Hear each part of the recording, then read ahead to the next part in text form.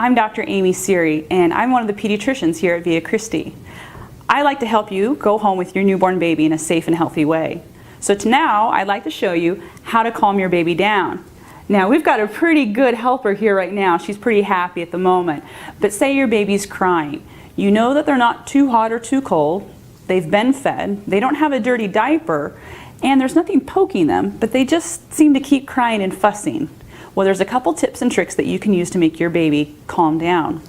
So what you can do is get a couple thin blankets ready and usually put them in kind of a diamond shape, and you want to fold the top corner down. You're going to place your baby with their shoulders even with the top curve or the top crease of the blanket. Then you want to start wrapping. So you're going to take a single side first, and again you can use the technique where you wrap the baby's hand too, or you can leave it out, whatever the baby's preference is.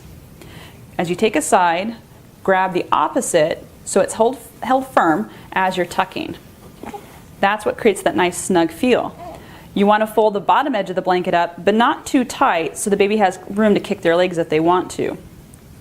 Then you'll fold the opposite side over, and again you can wrap the hand or leave it out and very gently tuck underneath the baby. So we're going to do the two blanket technique, so I'll repeat. So we'll leave her hands out. So I'm going to take one side, holding the other so I can tuck underneath it.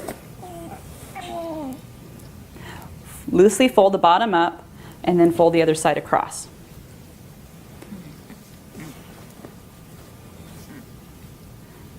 And now you have a nice, secure baby who feels good and snug.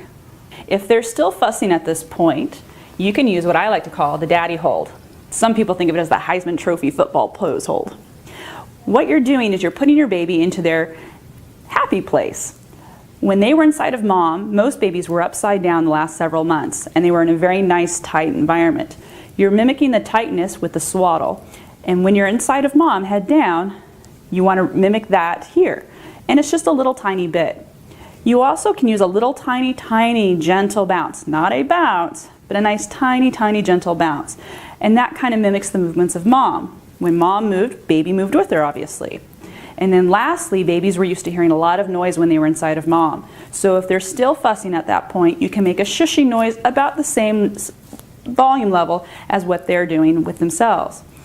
Doing that for a little while induces a reflex in most babies within the first few days to weeks to sometimes months for some kiddos that they want to calm down, they're feeling happy, they're feeling comfortable, they're feeling safe.